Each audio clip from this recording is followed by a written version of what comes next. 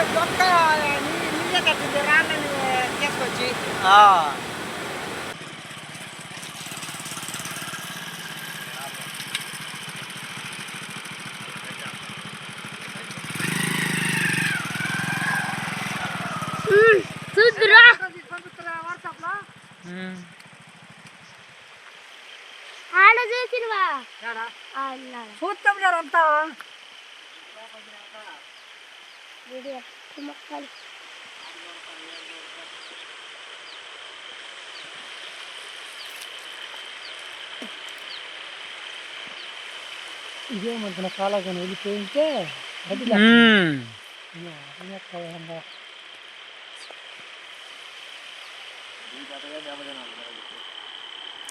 మెట్ట చెట్లు ఏం లేవు, సగానికి వెళ్ళిపోయినాయి మెట్ట చెట్లు కదా. అట్టుకేమైతట్లేదు మామ, శుభ్రం నిలబడది. ఏం కదా అదే